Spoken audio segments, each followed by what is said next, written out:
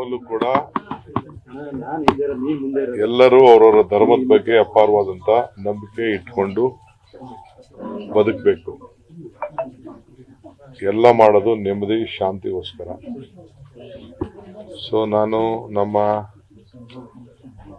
ಅಜ್ಜ ಇವತ್ತು ಶಾರದಾಂಬೆಗೆ ಬಂದಿದ್ದೀನಿ. ಬೆಳಗ್ಗೆ ಧರ್ಮಸ್ಥಳಕ್ಕೆ ಮಂಜುನಾಥ ಹೋಗಿದ್ದೆ. ಹನುಮಪ್ಪ ಸ್ವಾಮಿಗೆ ಭೇಟಿ ಮಾಡಿದೆ. ಧಾರ್ಮಿಕ ಸ್ಥಳ ನಾಳೆ ಮೈಸೂರಿಗೆ ಹೋಗ್ತಾ ಇದ್ದೀನಿ, ಚಾಮುಂಡಿ. ಅದಕ್ಕಿಂತ ಮುಂಚಿತವಾಗಿ ಕಬ್ಬಾಳಮ್ಮ, ಕೇರಮ್ಮ ಎಲ್ಲ ಭೇಟಿ ಮಾಡ್ತೀನಿ.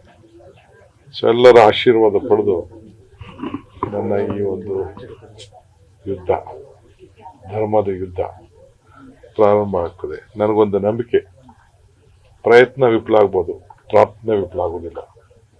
ಪ್ರಾರ್ಥನೆ ಖಂಡಿತ ಫಲ ಸಿಗ್ತದೆ.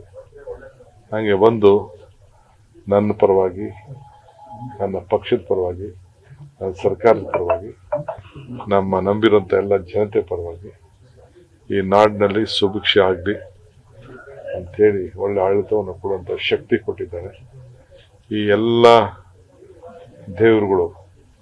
ನಾವೇನು ನುಡಿದಿದ್ದೋ ಆ ನುಡಿದದ್ದನ್ನ ನಡೆಸ್ಕೊಟ್ಟಿದ್ದಾರೆ. ಇದಕ್ಕಿನ್ನ ಭಾಗ್ಯ ನಮ್ಗಿನ್ನೇನು ಬೇಕು? ಇವೆಲ್ಲ ನಮ್ಮ ಪ್ರಾರ್ಥನೆಯ ಫಲ.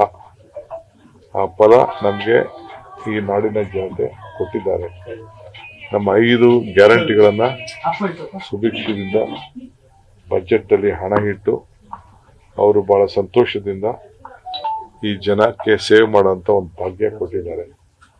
ಇದನ್ನ ಕಾಪಾಡ್ಕೊಂಡು ಹೋಗ್ಲಿ ನಿರಂತರವಾಗಿ ಅಂತ ಹೇಳಿ ಈ ವಾರಂಟಿಗೆ ನಮ್ ಗ್ಯಾರಂಟಿ ಇದೆಯಲ್ಲ, ಅದು 5 ವರ್ಷದ ವಾರಂಟಿ. ಅದು ಈ ಫ್ಯಾನು ಕುಕ್ಕರ್ಗೆಲ್ಲ 1 ವರ್ಷ ವಾರಂಟಿ ಕೊಡ್ತಾರೆ. ನಮ್ಗೆ ಜನ ಕೊಟ್ಟಿರೋದು 5 ವರ್ಷದ ವಾರಂಟಿ.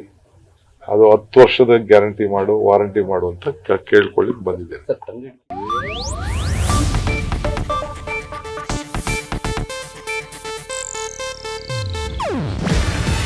ಇದು ಏಷ್ಯಾನೆಟ್ ನ್ಯೂಸ್ ನೆಟ್ವರ್ಕ್ ಪ್ರಸ್ತುತಿ. ನೀವು ನೋಡ್ತಿದ್ದೀರಾ ಏಷ್ಯಾನೆಟ್ ಸುವರ್ಣ ನ್ಯೂಸ್.